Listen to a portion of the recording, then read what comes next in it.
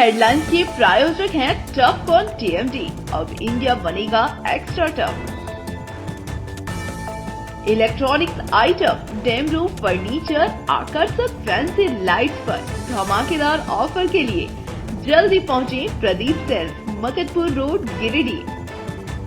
हड्डी, नस एवं जनरल बीमारियों के इलाज में ना करे विलंब। पहुंचे पार्वती हॉस्पिटल, पता कॉलेज मोड़ के निकट, रेलवे ओवरब्रिज के पूर्व की ओर, सीहोडी, गिरिडीह। पिछले 100 वर्षों से आपके भरोसे का साथी काजिम अली हार्डवेयर, सोमानी के एक्सक्लूसिव शोरूम के साथ सभी प्रकार की टाइल्स, मार्बल, ग्रेनाइट और सैनिटरी आइटम विक्रेता। पता करबला मैदान के सामने, बरवाडी, गिरिडीह। अनीता इलेक्ट्रिक स्टोर लेकर आए हैं ऑफर ही ऑफर। खरीदारी के लिए आज ही पहुंचे। पता बाभन टोली मोड़, गिरिडीह। नवजिया ओपी क्षेत्र के उखरसाल गांव में नवविवाहिता की संदिग्ध परिस्थितियों में हुई मौत। इसी साल 4 मई को हुई थी शादी। मायके वालों ने दहेज के लिए बेटी की हत्या करने का लगाया आरोप। बेगम की बेवफाई का शिकार हुआ इस्लाम। गांव के शब्बीर के प्रेम में डूबी बेगम ने रची पति की हत्या की साजिश। मामले का पुलिस ने 24 घंटे में किया उद्भेदन। गिरिडीह केंद्रीय कारा में डीसी एसपी के नेतृत्व में देर रात हुई छापेमारी। सुरक्षा व्यवस्था की भी की गई गहन जांच। और सीसीएल सुरक्षा विभाग ने 28 नवंबर भंडारीडीह चेताडीह में चलाया अतिक्रमण अभियान। सीसीएल जमीन पर हो रहा बाउंड्री को किया ध्वस्त।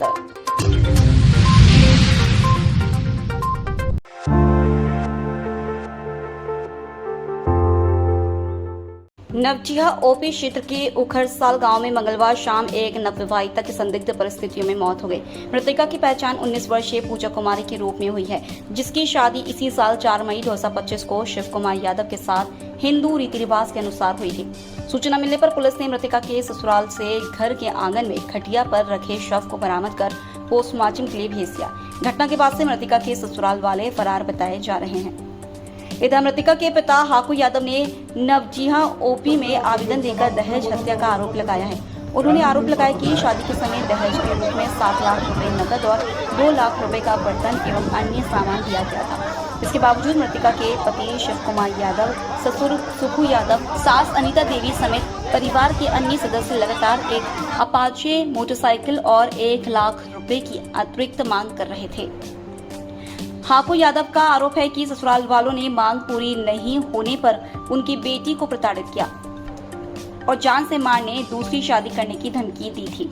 उन्होंने बताया कि घटना की सूचना पाकर जब वे अपनी बेटी के ससुराल पहुंचे तो घर में कोई मौजूद नहीं था और पूजा कुमारी का शव आंगन में खटिया पर पड़ा था।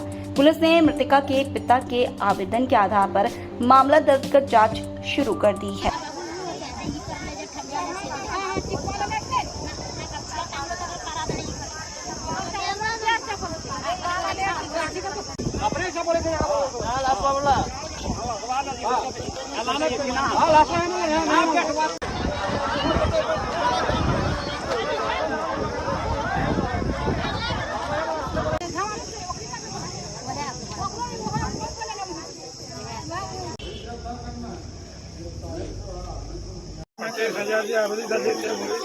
एक लाख डाला ये पर 1 लाख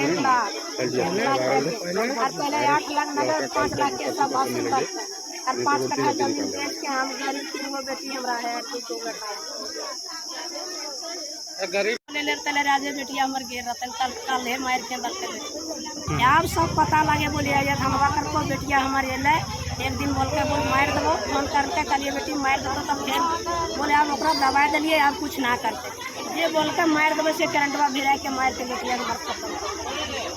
अच्छा, बेटी पहले भी कभी बोली थी कि मारपीट करता है तो एक दिन बोल के बोल लड़ाई झगड़ा हुआ है तो ओकर मम्मी मोबाइल बोल हम बेटा के समझाए देंगे और ओकर चचवा का नाम है की कहिए कचवा नाम उदैया और ओकर बेटिया का नाम यार चना है। वह लड़किया से लड़का फंसा और वह लड़की है यार लड़के मिल के दियो गोटे हमर बेटिया के मार और कल मार के और लगा झड़ियम दिए खोजल सब 4 बेर तक कर आए और जब ना पड़ल तब मैं लाश वाश उतार दल तो हमरा फोन करके बोलते बेटी डेट और करंट भिरा मार ले सके एकदम सगरे करंट वाला गए और पैसा 1 लाख अबरी चुक्ति कर लिए एगो बुलेट खातिर आ रहे दहेज खातिर फिर बेटिया हमर मार बोल हमरा बुलेट चाहिए एक बाद बोल हमरा को बेटिया मार शरीर में दाग भी है। शरीर में दाग है सगरे करंट लगा है लड़कों पूरा करंट में से मार दिया पिछिया में नहीं है माथा में।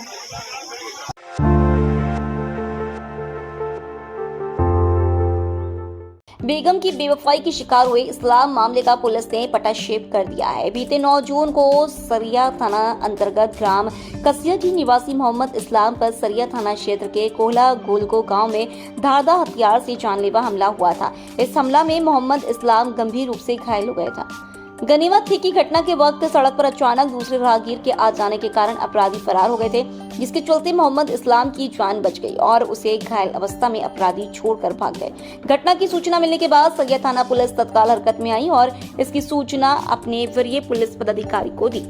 इसके बाद गिरिजी एसपी के निर्देश पर बगोदर सरिया एसडीपीओ धनंजय ग्राम के नेतृत्व में टीम गठित किया गया और मामले का अनुसंधान शुरू किया गया। गठित टीम में शामिल एसडीपीओ धनंजय ग्राम, इंस्पेक्टर ज्ञान रंजन, बगोदर थाना प्रभारी विनय कुमार यादव, अवर निरीक्षक अभिषेक कुमार, अंजन कुमार, जयप्रकाश कुमार एवं तकनीकी शाखा ने कड़ी मेहनत कर महज 24 घंटे में ही मामले का उद्भेदन कर दिया और इस्लाम की पत्नी सोनिया खातून और उसका प्रेमी शब्बीर को गिरफ्तार कर जेल भेज दिया। वहीं घटना में प्रयुक्त हथियार, लूटे गए रुपए, मोबाइल, अभियुक्त का खून लगा कपड़ा भी बरामद कर लिया है। बुधवार को मामले का खुलासा करते हुए सीडीपीओ धनंजय राम ने बताया कि मोहम्मद इस्लाम की हत्या की साजिश उसकी पत्नी सोनिया खातून ने रची थी। दरअसल मोहम्मद इस्लाम सऊदी में रहकर नौकरी किया करता था और यहाँ उसकी पत्नी सोनिया खातून गांव के मोहम्मद शब्बीर से प्रेम कर बैठी थी। सऊदी से काम कर लौटा इस्लाम जब दोनों प्रेमी प्रेमिका के मिलन में बाधा उत्पन्न करने लगा तो सोनिया खातून ने पति को रास्ते से हटाने के लिए अपने प्रेमी शब्बीर के साथ मिलकर साजिश रची और 9 जून को तबीयत खराब होने का बहाना बनाकर अपने पति इस्लाम की धनबाद दिखाने गई। लौटते वक्त सोनिया अपने प्रेमी को फोन पर पति का लोकेशन शेयर करती रही। रास्ते में कई दफा शब्बीर ने हमले का प्रयास किया लेकिन ट्रैफिक के कारण वह सफल नहीं हो सका। बाद में धनबाद से डुमरी तक हमले में सफल नहीं होने के बाद पत्नी सोनिया ने डुमरी बाजार में सामान खरीदने का बहाना कर काफी वक्त बिता दिया और फिर पति को शॉर्टकट रास्ता पर चलने के लिए राजी किया। पति ने पत्नी की बात को मानकर डुमरी से शॉर्टकट रास्ता की तरफ अपनी बाइक को मोड़ लिया। जब बाइक कोल्हा गोलको के पास पहुंची तो सोनिया ने शौच जाने का बहाना कर बाइक रुकवा दी। इसी दौरान सोनिया ने अपने प्रेमी को लोकेशन शेयर कर उसे बुलाई और फिर मुंह में गमछा बांधे शब्बीर ने इस्लाम पर जानलेवा हमला कर दिया। गनीमत रही कि रास्ते में अन्य वाहनों को आता देख शब्बीर भाग खड़ा हुआ। बाद में घायल का इलाज कराया गया। उन्होंने कहा कि तकनीकी और मानवीय साक्ष्यों के आधार पर पुलिस ने सोनिया खातून उसके प्रेमी शब्बीर को गिरफ्तार किया और उन दोनों से पूछताछ की, जिसके बाद दोनों ने अपना जुर्म कबूल कर लिया। 9/6/2025 को बगोदर थाना क्षेत्र अंतर्गत गोलगो एक सुनसान एरिया है, वहाँ पर हमें एक लूट का सूचना मिला था, जिसमें लूट कारित होने के बाद अपराधियों द्वारा पीड़ित और उसकी महिला पत्नी को गंभीर रूप से जख्मी कर दिया गया था।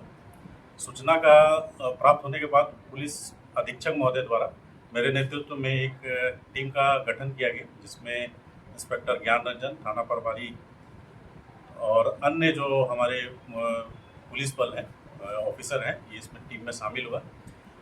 टीम ने 24 घंटे के अंदर जो है इस कांड का उद्भेदन कर दिया है। हमने अनुसंधान के क्रम में पाया कि ये लूटपाट का घटना नहीं है। हमने ये पाया कि ये जो पीड़ित है इस्लाम अंसारी, ये 2-3 साल से सऊदी अरब में काम कर रहा था और इसी बीच में इनकी जो वाइफ है सोनिया खातून, इनका एक अवैध संबंध जो है गांव के ही शब्बीर अंसारी के साथ में था। और पिछले 10 दिन पहले जो है इस्लाम अंसारी जो है वो सऊदी अरब से आए। उससे पूर्व में ही ये लोग दोनों जो प्रेमी प्रेमिका है, इन्होंने अपने पति को रास्ते से हटाने का योजना बना लिया था। योजना के तहत 9 तारीख को महिला द्वारा सुबह ही अपने सीने में दर्द की शिकायत की, जिसके इलाज हेतु पति जो है अपनी वाइफ को बाइक से धनबाद के लिए ले गया। और प्लान के तहत ही जो है महिला जो वापस आ रही थी तो अपने पति से फ़ोन के द्वारा लगातार संपर्क में थी और एक सुनसान जगह जो बगोदा थाना क्षेत्र अंतर्गत कोलबो है वहाँ पर शौच के बहाने जो है महिला वहाँ पर रुकी और फ़ोन में ही अपने प्रेमी को इशारा की कि आप आके जो है हत्या को कारित कीजिए। इसके बाद जो उसका प्रेमी सबीर अंसारी है वहाँ पर आता है और अचानक उस पर लोहे के रड से और अन्य धारदार हथियारों से हमला कर देता है, जिससे वो गंभीर रूप से जो है घायल हो जाता है। और हत्या का नियत कांड कारित करने से पहले जो है 1-2 मोटरसाइकिल वहाँ से पास हो जाता है, जिससे सबीर अंसारी का हिम्मत जो है वो टूट जाता है और वहाँ से वो भाग जाता है। इसके बाद स्थानीय लोगों की मदद से जो है वो दोनों जो है पति पत्नी को जो है अस्पताल भेजा गया था।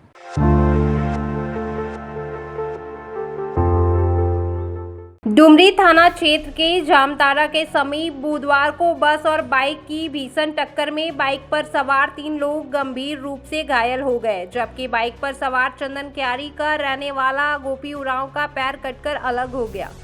वहीं इस भीषण दुर्घटना में खगड़िया का रहने वाला अभय कुमार और झरिया का रहने वाला चरणजीत शाह की हालत गंभीर बनी हुई है। दुर्घटना के बाद घटना स्थल पर काफी संख्या में लोगों की भीड़ इकट्ठा हो गई। वहीं स्थानीय लोगों के द्वारा तत्काल घायल युवकों को इलाज के लिए डुमरी रेफरल अस्पताल लाया गया, जहां प्राथमिक उपचार के बाद तीनों को बेहतर इलाज के लिए धनबाद रेफर कर दिया गया। फिलहाल दुर्घटना में घायल हुए युवकों के परिजनों को इसकी जानकारी दे दी गई है। वहीं पुलिस दोनों वाहनों को जब्त कर थाने ले आई है और मामले की तफ्तीश में जुट गई है।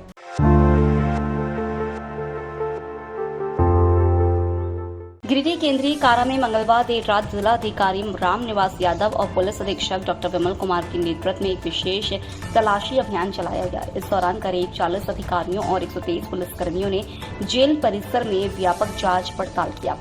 रात 11:30 बजे से शुरू हुई इस कार्रवाई में पुरुष बंदियों के 5 ब्लॉकों के 20 वार्डों और महिला वार्ड में भी गहन तलाशी ली गई। महिला वार्ड की तलाशी महिला अधिकारियों की निगरानी में की गई। छापेमारी के दौरान जेल परिसर से तंबाकू के अलावा किसी प्रकार की आपत्तिजनक वस्तु बरामद नहीं हुई। अधिकारियों ने बताया कि जेल की सुरक्षा व्यवस्था को भी इस दौरान बारीकी से परखा गया। सीसीटीवी कैमरों की स्थिति, संतरी की तैनाती और अन्य सुरक्षा व्यवस्थाओं की गहन समीक्षा की गई। जिलाधिकारी और पुलिस अधीक्षक ने जेल प्रशासन को कड़ी निगरानी बनाए रखने के निर्देश दिए। इस छापेमारी में सदर अनुमंडल पदाधिकारी श्रीकांत यशवंत विस्पुते, डीएसपी 1 नीरज कुमार सिंह, डीएसपी 2 कौशल अली, एसडीओपी सदर जीत मोहन उराम, साइबर डीएसपी आबिद खान समेत जिले के कई थाना प्रभारी व पुलिस अधिकारी भी शामिल रहे।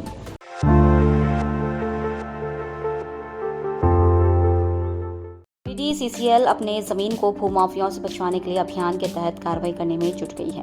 बुधवार को पचम्बा थाना क्षेत्र अंतर्गत 28 नंबर भंडारी ढी चेता ढी में सीसीएल की जमीन पर हो रहे अतिक्रमण को ध्वस्त कर दिया गया। हालांकि इस इलाके में बड़े पैमाने पर सीसीएल की जमीन पर भूमाफिया अतिक्रमण कर 1-2 लाख रुपए प्रति डिसमिल के भाव से बेच रहे हैं। सीसीएल की इस कार्रवाई के बाद इलाके के दूसरे भूमाफिया सख्ते में हैं।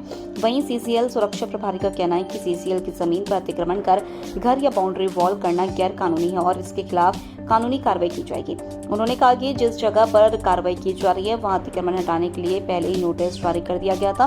उसके बावजूद भी कुछ लोग बाउंड्री वॉल करने के लिए ईटा बालू गिर रखा था।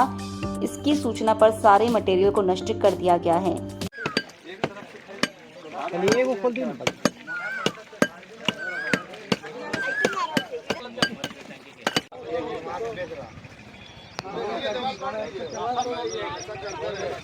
दोबारा ये रिपोर्ट दिया गया कि सीसीएल का जमीन है और हमारे उच्च अधिकारी प्रबंधन द्वारा आदेश दिया गया कि जाकर चेक करें और उसको ध्वस्त करें और हमने आके वही काम किया। ये सीसीएल की ज़मीन है तो यहाँ बोर्ड क्यों नहीं लगा रहे?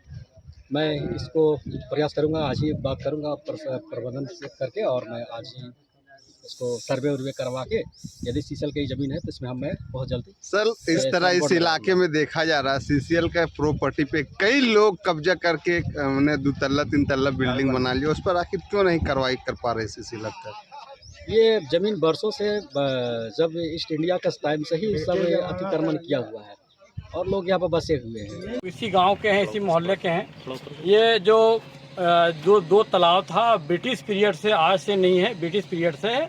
और उसी वक्त जो इसका आशय ये था कि एक छोटा तालाब है, एक बड़ा तालाब है, और छोटे तालाब में जो भी घरों से निकलने वाला जो अपशिष्ट पानी है और जो बरसात का पानी है वो वहाँ पे रुके और फिर उसका जो है स्टेबलाइजेशन हो, रुके पानी को ठहराव हो और गंदा पानी वहाँ जमे और जमने के बाद फिर आगे जाए।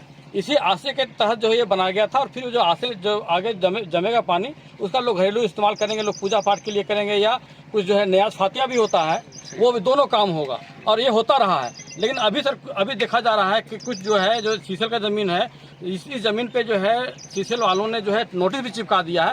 छोटा तालाब जो है यहाँ पर 2 तालाब है, एक तालाब का भर करके जैसे माफिया लोग जो है बेचने खरीद फरोख्त कर रहा है। हम लोग का मांग है कि तालाब है, तालाब ही रहे। फिर दूसरा नंबर वो है कितना है ये जमीन? ये तालाब है 1 एकड़ 45 डिसमिल जैसे बताते हैं। कौन कौन लोग काम लगा रहा है इसमें? अब किसका नाम बता दे, जब आते हैं यहाँ पर भाग जाता है।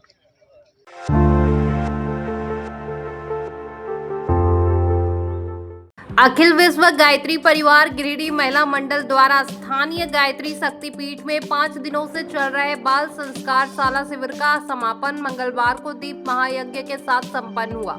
शिविर में प्रतिदिन शाम 4 से 6 बजे तक करीब 100 बच्चों ने हिस्सा लिया। महिला मंडल की बहनों द्वारा संचालित इस शिविर में बच्चों को जीवन से जुड़ी महत्वपूर्ण जानकारियां व्याख्यान के माध्यम से दी गई और विभिन्न प्रतियोगिताएं भी आयोजित की गई।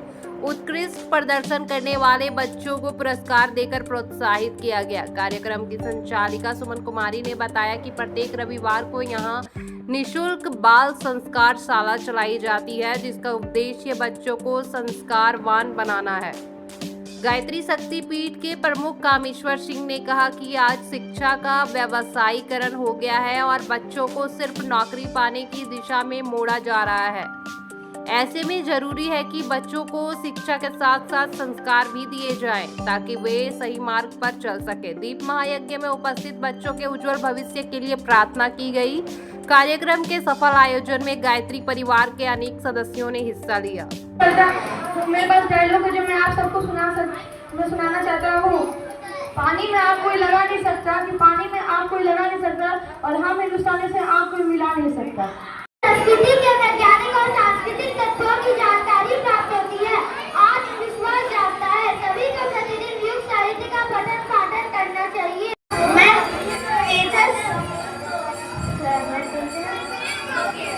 फायर फाइटर बन के आया हूँ। मुझे देखती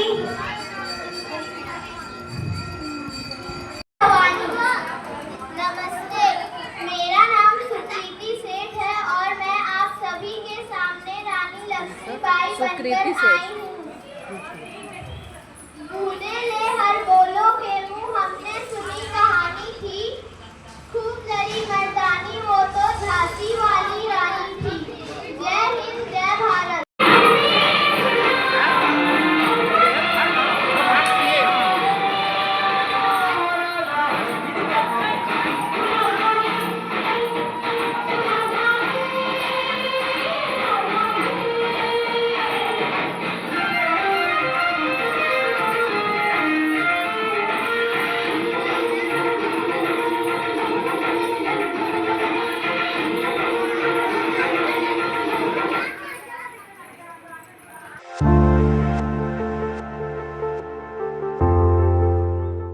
झारखंड एकेडमिक काउंसिल द्वारा आयोजित मैट्रिक परीक्षा 2025 के टॉप 10 और इंटरमीडिएट के आर्ट्स, साइंस एवं कॉमर्स संकाय के टॉप 5 छात्र छात्राओं को अजीडी स्थित +2 जिला स्कूल गिरिडीह में सम्मानित किया गया।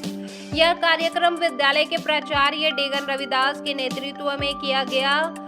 समारोह की शुरुआत उदनाबाद पंचायत के मुखिया प्रतिनिधि नरेश यादव को बुके देकर सम्मानित करते हुए किया गया। इसके बाद युवा नेता मोहम्मद हसनैन अली को विद्यालय प्रबंधन समिति के अध्यक्ष शेखर शर्मा ने बुके भेंट कर सम्मानित किया। मौके पर मुखिया प्रतिनिधि नरेश यादव ने छात्र छात्राओं को उसकी सफलता के लिए शुभकामनाएं दी और कहा कि यह सम्मान समारोह उन्हें भविष्य में और मेहनत करने के लिए प्रेरित करेगा। इस अवसर पर विद्यालय के अन्य शिक्षक शिक्षिकाओं में संजय नारायण देव, पप्पू चौधरी, मेनक सेन, वंदना कुमारी, वीना एक्का, अलका पीटर, मनोज स्वर्णकार, पंकज कुमार वर्मा, सुनीता कुमारी, ज्योति, ज्वालिता मुर्मू, जहीन अख्तर, शक्ति गुप्ता, अजीत यादव, पूनम कुमारी, हरदयानंद द्विवेदी सहित अन्य गणमान्य लोग उपस्थित रहे। मौके पर विद्यालय के प्राचार्य डेगन रविदास ने कहा कि हमारे छात्र छात्राओं की यह उपलब्धि पूरे गिरिडीह जिले के लिए गर्व की बात है। कार्यक्रम के अंत में टॉपर्स को डायरी एवं मेडल देकर सम्मानित किया गया। साइंस का ही उसको सबसे ज्यादा है परसेंटेज मिला, तो सभी विद्यार्थी उसी प्रकार से आप भी बोलोगे हो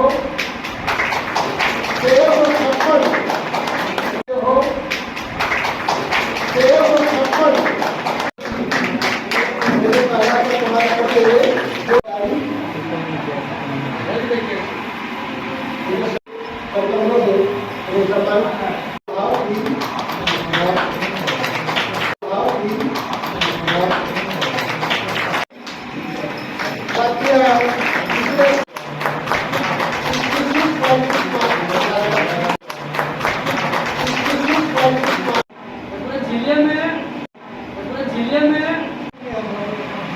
आज जिला स्कूल में इस्लामाबाद के मुख्य प्रतिनिधि नरेश यादव जी के द्वारा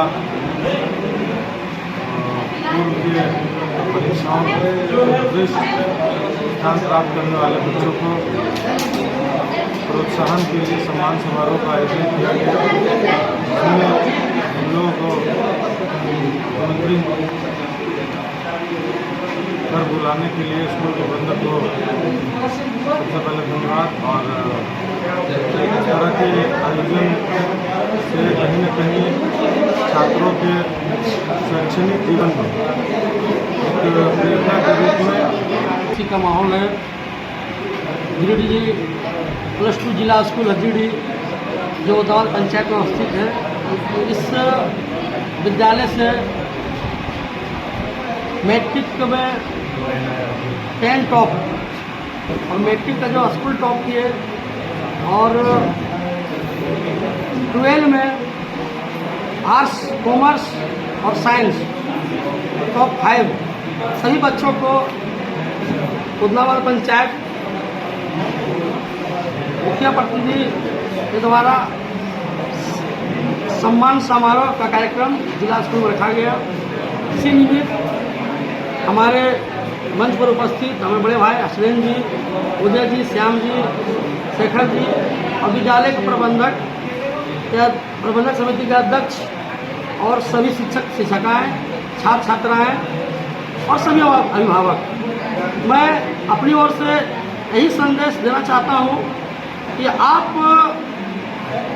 सभी शिक्षक के पहल से और आपके पहल के कारण ही आज जिला स्कूल का नाम पूरे गिरिडीह जिले में चर्चित का विषय बन गया है।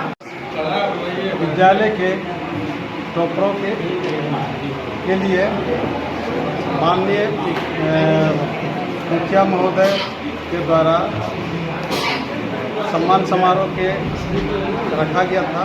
इस सम्मान समारोह में जो विद्यालय से matric, intermediate, arts, science, commerce, उसमें से मैट्रिक में जो टॉप 10 आए थे उन्हें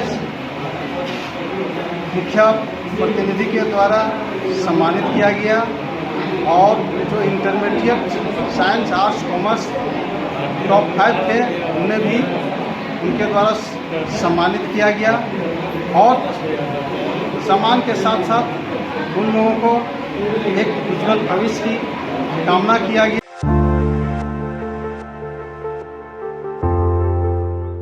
राष्ट्रीय जनता दल गिरिडीह जिला इकाई ने बुधवार को राजद सुप्रीमो लालू प्रसाद यादव के जन्मदिन को सद्भावना दिवस के रूप में मनाया। इस मौके पर युवा राजद के जिला अध्यक्ष इरफान आलम, गिरीन्द्र यादव, इसराइल अंसारी, शहबाज अहमद, बिट्टू शुक्ला, इनामुल हक, प्रभाकर कुमार, आजाद अंसारी सहित अन्य लोगों ने वृद्धाश्रम गिरिडीह में लालू प्रसाद यादव के फोटो के सामने केक काटा और एक दूसरे को केक खिलाकर खुशी मनाई। वहीं वृद्धाश्रम में रहने वाले बुजुर्गों, विकलांग, मूक बधिर उपेक्षित महिलाओं एवं गरीब बच्चों के बीच नाश्ता, भोजन, मिठाई, फल, अंडा आदि का वितरण की और लालू प्रसाद यादव के लंबी उम्र की कामना की।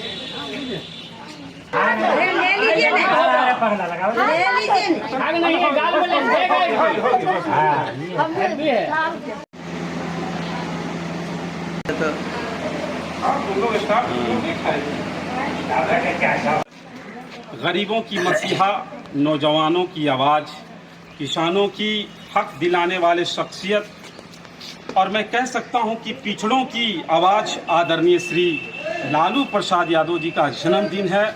78वां जन्मदिन। गिरिडीह के राष्ट्रीय जनता दल के तमाम पदाधिकारी आज हम लोग उसकी खुशी में जन्मदिन हम लोग मना रहे हैं। वृद्धा आश्रम में तमाम हमारी माता बहनों लोग सभी लोग उपस्थित हैं और आज के जो जन्मदिन है ये पैगाम जाती है कि गरीबों की आवाज़ जो है लालू प्रसाद यादव, आज उनके चाहने वाले, आज उनके तमाम दर्शक आज उनके जन्मदिन पर बहुत बहुत खुशी मना रहे हैं। धन्यवाद।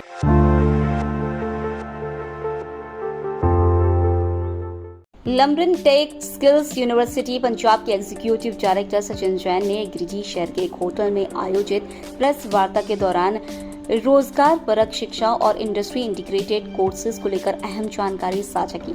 सचिन जैन ने बताया कि नई शिक्षा नीति 2020 के तहत डिग्री कोर्सेज को अब इंडस्ट्री के साथ जोड़कर डिजाइन किया गया है ताकि छात्र न सिर्फ डिग्री ले बल्कि इंडस्ट्री के मुताबिक खुद को पूरी तरह से तैयार भी कर सके। उन्होंने कहा कि लमरिन टेक स्किल्स यूनिवर्सिटी पंजाब को IBM, टाटा और एनसेस जैसी दिग्गज कंपनियों के सहयोग से डिजाइन और इंक्यूबेट किया गया है। उन्होंने बताया कि यूनिवर्सिटी में सभी कोर्सेज इंडस्ट्री की भागीदारी से तैयार किए गए हैं।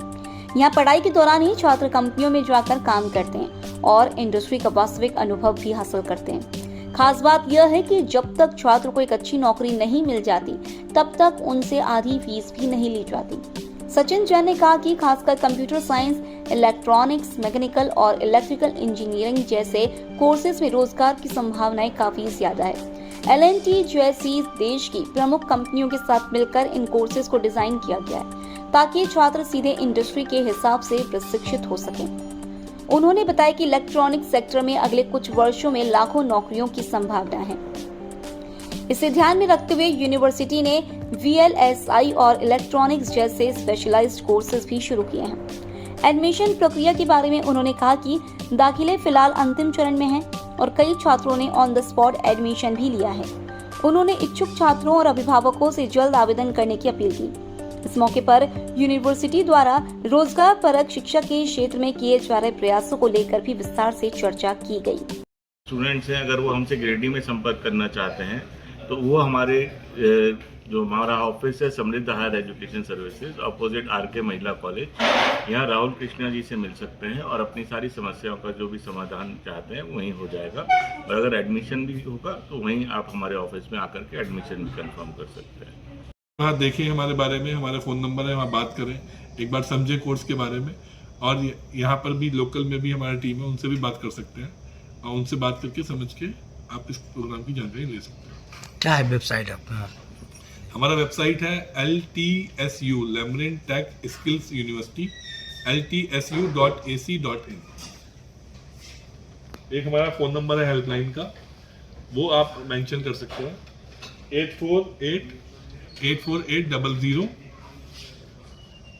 05390 84800 05390। LMD के थ्रू ही बच्चा 1 साल की इंटर्नशिप पे जाएगा। तो बच्चे को आपको देखो डिग्री भी मिल रही है, स्किल भी मिल रही है, एक्सपीरियंस भी मिल रहा है और साथ में वो 4 साल बाद जब निकल रहा है उसका फाइनेंशियल बर्डन उसके ऊपर 0 है। अगर वो बिना लोन के भी पढ़ना चाहे जब भी पढ़ सकता है, तो फाइनेंशियल बर्डन कुछ नहीं है। और उसको एक इंडस्ट्री इंटीग्रेटेड प्रोग्राम एक स्किल यूनिवर्सिटी में एक प्रॉपर तरीके से मिल रहा है, जहाँ पे पूरे हिंदुस्तान के 24 स्टेट का बच्चा पढ़ रहा है ऑलरेडी। और उस बच्चे को उस प्रैक्टिकल एक्सपोजर की वजह से अभी हमारे जो 2nd ईयर 3rd ईयर के स्टूडेंट हैं वो बड़ी बड़ी कंपनीज में इंटर्नशिप पे जा रहे हैं, प्रोजेक्ट पे जा रहे हैं। तो ये हमने किया है। ऐसे ही मैकेनिकल इंजीनियरिंग जो हमारा है उसमें भी हम लोग AI बेस उसको मैकेनिकल इंजीनियरिंग पढ़ा रहे हैं, डिजिटल मैन्युफैक्चरिंग यूजिंग AI। अब सोचो कि अब बिना AI के कुछ नहीं है, जो भी कोर्स है उसमें AI पढ़ना बहुत ज़रूरी है। तो हम उसको मैकेनिकल इंजीनियरिंग में AI पढ़ा रहे हैं। वहाँ पे भी हमारा फीस 1,40,000 पर ईयर मतलब है, देना 70,000 है, 2,80,000 जॉब लगने के बाद देना। ऐसे ही हमारा इलेक्ट्रिकल इंजीनियरिंग जो है वो EV और पावर सिस्टम में है, जो आजकल चल रहा है। सोलर चल रहा है, सस्टेनेबल इंजीनियरिंग चल रहा है, इलेक्ट्रॉनिक व्हीकल चल रहा है, आपको सबको पता है, इसी का जमाना है। तो हमारा स्पेशलाइजेशन पावर इंजीनियरिंग में है, सस्टेनेबल इंजीनियरिंग में है, जहाँ पे बच्चा इन जो सोलर के जो बड़े प्लांट्स हैं या EV के प्लांट्स हैं वहाँ पे काम करेगा। तो इलेक्ट्रॉनिक्स में हम लोग ये कर रहे हैं। इलेक्ट्रॉनिक्स में अगर आप न्यूज़ को फॉलो करते हैं, भारत में लगभग 5 लाख करोड़ का इन्वेस्टमेंट सेमीकंडक्टर में होने वाला है, और जिसमें लगभग इंडिया में ही 1 से 1.5 लाख इंजीनियर्स की जॉब आएगी इलेक्ट्रॉनिक्स में, VLSI सेक्टर में। और पूरे ऑल ओवर द वर्ल्ड अगले 4 सालों में 5 लाख से ज़्यादा जॉब आएंगे।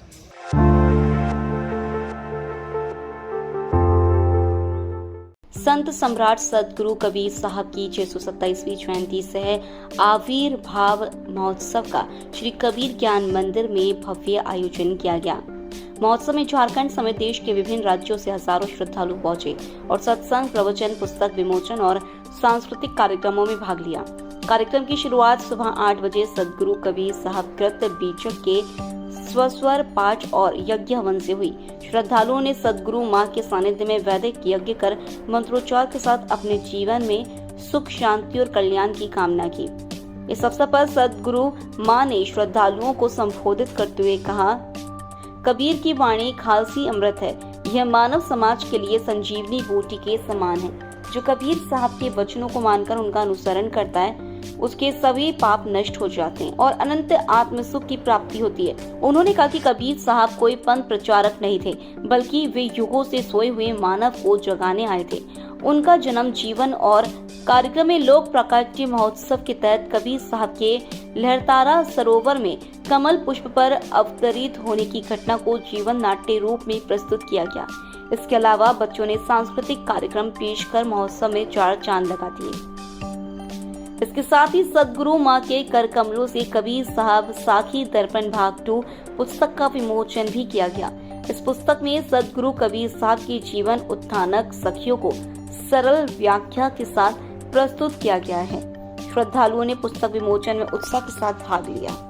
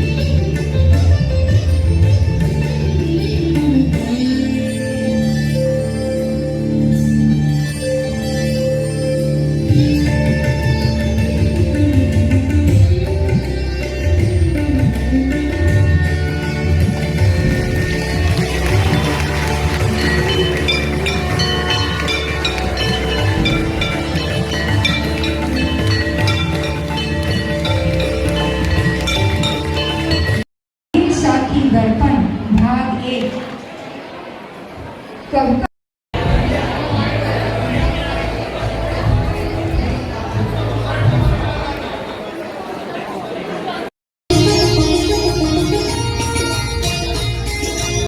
हो जाएगा।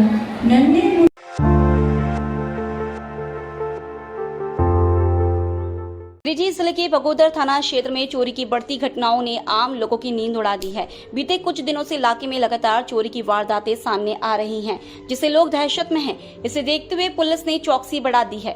बगोदर पुलिस ने रात में गश्त बढ़ाने के साथ साथ संदिग्ध लोगों पर निगरानी तेज कर दी है। पुलिस द्वारा खासकर बेवजह रात में तफरीक करने वालों पर सख्त कार्रवाई की जा रही है। थाना प्रभारी ने साफ कर दिया है कि रात के समय अनावश्यक रूप से घूमने वाले युवकों से पूछताछ की जाएगी और संतोषजनक जवाब नहीं मिलने पर उनके खिलाफ कार्रवाई की जाएगी। स्थानीय लोगों का कहना है कि चोरी की घटनाओं से वे काफी परेशान हैं। कई घरों में ताले तोड़कर नकदी, गहने और कीमती सामान चुरा लिए गए हैं। पुलिस ने लोगों से अपील की है कि वे सतर्क रहें और किसी भी संदिग्ध गतिविधि की सूचना तुरंत पुलिस को दे, ताकि असामाजिक तत्वों पर लगाम लगाई जा सके। आपको कोई रोका है? आपको कोई रोके है ना? कोई नहीं रोका।